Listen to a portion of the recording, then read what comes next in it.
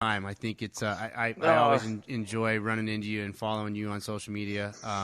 Like I said, I hope we get to bump into each other down in Baja next week. And if not, I'm sure I'll come find you in San Diego. Yeah, let's do it, man. I was going to say that. I like the idea of helping you get people connected with race teams, kids that want to go and be involved. So let's make sure we stay in touch on that. And, absolutely. Yeah, so we're going to sign off here. Thanks for having me on, man. I really appreciate it. It's nice to be able to plug my adventures, but mostly because I think hopefully it gets more people off the sofa. You know what I mean? Yeah, I agree with you, man. 100%. All right. Well, thank you so much, man. And I'll let you do the parting words. Okay, sorry. Right on. It's been the Baja Sessions, where we chat with interesting people with interesting stories somehow connected to the majestic peninsula of Baja California. We're signing off. Talk to you next week. Thank you. Right on, man. I think we covered a lot of stuff. Did you were done recording? Yep. Okay, cool. Yeah, I figured. Dude, we covered way too much stuff. I hope it was enough that it wasn't all over the place for you. You know what, man? I'm super good with it. I have so many different types of shows, different people. We go so many different directions. That's it. It's me. And if people don't like it, then too bad. You know. The other thing too is that this is me, and I'm all over the place anyway. Yeah. Like if you actually sit with me, you'll be like, yeah, what the hell? God damn it! Why can't I find this place? Oh, you know how I always find it? I go into photos, right? And then you hit the GPS thing, like where they are. Yeah. But this place is awesome, whichever it is. And unfortunately, there's so many damn taco places that pop up on the map that I know for a fact are not there. Well, like I'm stoked that you told me the name of the restaurant there, the Old Mill, because I forgot the name of it. I ate there in February, but I didn't know it was Eucalypto. So I'm glad I won't forget that now. It's super rad. So, the year that we missed Oscar, right? We just went down there and just partied for like 4 or 5 days. So I checked all the guys that helped me into the Old Mill, and I took the entry fee and just basically gave it to the dude and his wife and was like, yo, we just want to eat whatever we want and drink whatever we want for like the next 4 days. Right. And I mean, it was, like at some point it just got to be like absurd. Like I'm like, I don't know, a couple $100. He's like, yeah, I'll take a couple $100. And then like, there's some video he came out with like a bottle of tequila. It's like gotta be a foot in diameter and like 4 feet long. Like it was like a gallon. It was like a gallons and gallons of tequila. And I didn't know what was going on, and I got like some weird baptism of tequila. But like we were so fucking wasted. His wife came down and was screaming at us at like 3 a.m. And then like right then that Honda team showed up with their truck, and he's like, "Oh my god, I gotta cook dinner now." And he's like just hammered. We was like so much fun, and we just went out and tested with the pig every day, and went over and ate the oysters. Those like oyster farms or whatever. There's really cool roads out there back behind the Old Mill too. Exactly, dude. Yeah. So he went and she took us out in his truck and showed us where all those roads were and all the crazy things. Those are like 3 technically active volcanoes on the other side of that thing. So if you get out around the bay and you get over into that area, it's beautiful. And you just got to watch out for the cliffs because you get too close to the edge, it drops like 200 feet down to the ocean, if you know what I'm talking about. Yeah, 100%. And you can also get up to the top of one of those volcanoes. There's a road that goes to the top of them. Yeah, the first one. So we just went around that, right? Yeah. Yep. And, man. So, I love it down there. But I'm serious. If you also run to someone that's got a house at Campo they want to get rid of, because it goes by like word of mouth. It's so weird how that works. Do you know Jim Riley? No. See, I don't know anyone, dude. It's so weird. Well, he was the guy that founded Azuñia Tequila. Oh, wow. But I thought maybe you would have bumped into him at some point. I'm sure. Here's the thing. I probably did, and I was probably just drunk and didn't care or didn't know or no one said anything. Because that's happened to me a lot. Where I just run into people. Sure.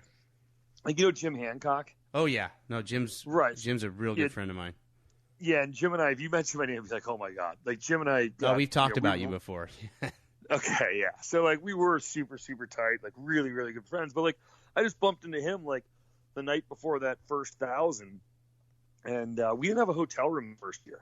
Like there weren't any hotel rooms. We were just going to sleep under the truck, like in the streets of Ensenada. Yeah.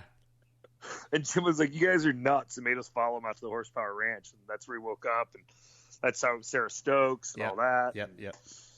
Yep. I actually have pictures of like weird naked women in the passenger seat. We're doing like hot laps around the big hotel with the hot tubs on the way into town. Santo. Oh, the San Nicolas. Yeah, is that what it is? Yeah. Yeah, like I guess the guys went to go get Sarah in a fire suit or borrow a helmet or something. And then I heard a bunch of girls all this story. Yes, yeah. Yeah, so then they lost me for like an hour. They came back to the car and I was gone the night before the race. And they were like looking everywhere. And when they finally gave up, they then heard the same girls laughing that I did. And they walked over there and I'm in a hot tub with like 10 naked women. That was with all of the guys from Diablo. The Amazon guys, yeah. Oh my God. Yeah, Brian Valentine. Naked. Yep. At Santos. Yep. Oh yeah, we had dinner with the cheerleaders. Them first. That's the cheerleaders. They're outstanding. I still talk to them. I have pictures of one of them with Caswell stickers on her breasts. Like she went into the bathroom and took her clothes off and tagged herself in stickers and took a bunch of selfies. Do you know Ryan Johnson? Remember him? No. He was a part of that group too, yeah. Hey, you know what, man? Yeah, no, I gotta go too. My wife and son just walked in the door. Oh, dude, go, man, go! Don't ruin that. No, no worries. Thank you so much for having me on, dude. When I get fired up, I can't stop. No, I'm happy we did it. I will. I'm gonna get this thing chopped up and sent off to the guy. So it airs on Jim Riley has an RSS feed called The Answer Is Yes. And so it's a long story about how this ends up fitting in there, but it's the Baja Sessions within The Answer Is Yes. And I'll send you links to it all. Yeah, I was trying to figure that out. Okay, cool. That's what I was wondering. Why don't you just have your own thing? I'm gonna. It was a random twist of events where he asked me to be on his show, and I told him, like, dude, I'm all pissed at you. I said, I've always wanted to do a podcast, and the only thing I could ever think about doing it on was Baja. And then all of a sudden you end up with this thing called the Baja Sessions. And he goes, dude, why don't you host it? He said, I'm running out of connections, and I don't, that's not really my background. Why don't you host it? And I said, all right. And then about, 4 or 5 months ago, he said, listen, you should just get your own RSS feed and run this thing on your own deal and pull it off of mine. It'll be better for you. So that's kind of where it's at. I'm going to pull my episodes off of his.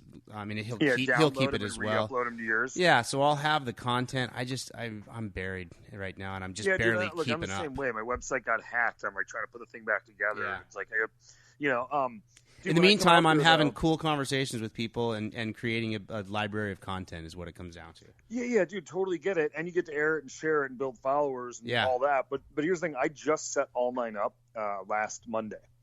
So I went through the whole process, and it's not that hard.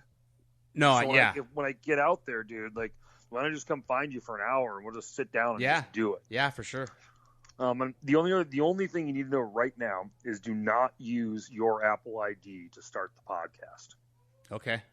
Create a new Apple ID with a different Gmail account so that if you ever start having like people collaborating with you or working with you on this, you've got like a whole separate login that's not tied to like your personal Apple stuff. login. Yeah, that's good. Yeah, it just makes it a lot easier.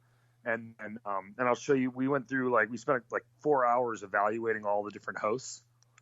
And one of them we think is better than the other, and it's a lot easier to use. And just we got our approvals for like Apple in like 2 days. Like it was all really fast. So I just stumbled into this software, and I was trying to read about it this morning called Auxbus, AUXBUS.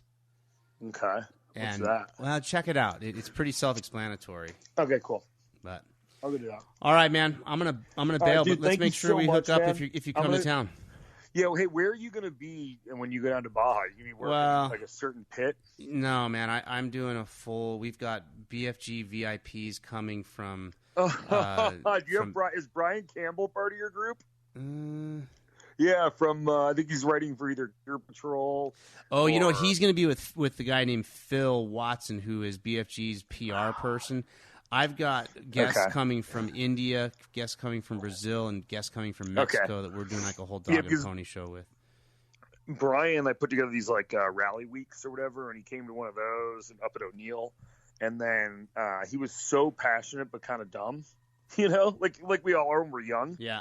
So I just helped him like immensely, like connecting with people and stories and articles. So he's like, dude, I'm going down there, and like BFG's covered everything. I'm definitely gonna have a floor for you to sleep on. I'm like, I'm not crashing your BFG trip.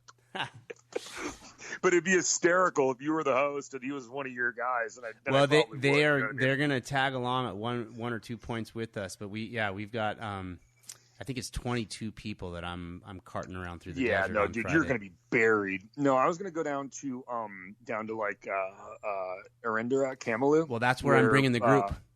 I'm bringing. Yeah, so we're gonna have 4 Jeeps, and I'll be in a Raptor that says Jackson Motorsports on the side of it, and we're gonna post up right there at the Rock Whoop-de-doos to watch the first trucks come through. Exactly. How bad is the road in there now? I was told that the road up there and over the mountain over Santa Tomas is like really messed up. Well, it's part of the race course, so I don't know if you want to go in on that. I mean, that's they're going south from Ensenada. Yeah, no, totally. Because they have to cut over that road by that gas station with all the bar with the beer cans. Yep. In Santa Tomas. There's just no way. No. Yeah, there's no way around that area. So the only other way in is through Arendera, and that's a paved road into the town. Right, to actually where the cliffs are. Yeah, so you go south. You still on the have pavement. to go over the mountain though. You go down Highway 1. You drive down Highway 1, exactly. And then you get to Arendera. And cut into the ocean. Yeah, and that's a paved road. It's a paved highway. Into Arendera or whatever now? Yeah. When did that? Okay, so Ray Rodriguez is this guy that I met a long time ago, and he's working Mag 7 pits. And he's like, I don't think you're going to get your RV in there. Oh, yeah, you could get your RV in Arendera. It's paved road. Yeah, that's what I thought, too. You won't get it in through Santa Tomas. I mean, you could, but you'd beat it up really bad. No, Santa Tomas on the Highway 1, like up high in the mountains, not the actual little town, like the gas station up on Highway 1. Yeah, you don't turn in there. You go. There's a lot of you don't turn into Santa Tomas. I just call it that because it's a town nearby.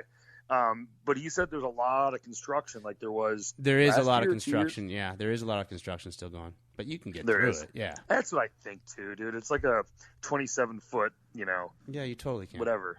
Yeah. Okay. Cool. All right. So if you see a big white RV with a lift gate on the back, that's gonna be me. All right. Well, if you see a bunch of BF Goodrich Jeeps that have BF Goodrich and Jackson on the side of it, that's me. Yeah, I'll come over and say hi and wave, but right, I understand what you're going to be doing. So, good luck. Get some sleep, right? All right. And, hey, you know what I would do, by the way, if you've got some budget? Buy some Polaroid cameras. Yeah? Yeah, because sorry, I'm chewing a throat thing. Yeah, get those new Polaroid cameras. Especially if you got guys from other countries. They're all going to be doing cell phones and, like, selfies and stuff like that. But think about if, like, they meet Robbie Gordon and you take a picture with Robbie Gordon. The damn thing comes out. Make Robbie Gordon sign the bottom of the picture. It's funny. There was a guy, I think he was from Road and Track, or he was a journalist from one of the big magazines 2 years ago, and he came out, and all the pictures that he shot were with a Polaroid. Yeah, it wasn't Sam Smith, though, was it? Those guys get so hipstery with all their stuff. That might have been him, yeah. Yeah, so Sam Smith was the editor of Road and Track. I'll let you go for this. He was the editor of Road and Track. The Drive. It was The Drive. What is that? Yeah, it's like Drive is Spinelli, and Drive was the video thing, and then Time Warner bought the video library and started a website and basically just killed it in like 2 years. But yeah, who knows? Those guys are all into it. But the point is they're great gifts for souvenirs because they're holding them on the spot, and they go home with their collection of cards, and they'll stick them up on the fridge or their desk or whatever. That's a great idea. And then drivers can sign them, and like you take the picture, and they've got it in their hand, like right there on the spot. It's not like buried in the phone. It's just kind of like it's gimmicky. But dude, think about like your guests; they'll lose their mind. Yeah, no, that's a great idea. Yeah, so do that, and then the last thing is, so Sam Smith, right? So when I quit my job, Sam Smith lost his job. And the week before that, he had talked me to running a tarmac rally, which started all this, and I caged my M3 at my mom's house. I bought a bender and a welder and put a rally cage into my E30 M3 with Sam. And we went to the race and crashed out on like the third stage. We were so tired, whatever. Sam loses his job a week later. I quit my job and I move him into my mom's house, and we buy the $500 car, and the two of us build it for like a month and a half over the summer. And right when we finish, Sam packs all of his stuff and he comes downstairs. He's like, look, dude, I know we're supposed to go co-drive rallying for the whole year. I'm going to be your co-driver and we're going on these great adventures, but it's not what I want in life, man. I want to run Road and Track. And I'm kind of like laughing like, yeah, dude, sure, man. And like later I'm like, I want to do WRC, and people laughed at me. Well, Sam walked out of the garage and he was like, "Good luck with the rallying." I'm like, "Good luck with Road and Track." And like 4 years later, Sam's the editor of Road and Track. You know? Wow. So yeah, sometimes you gotta just like pack your bag.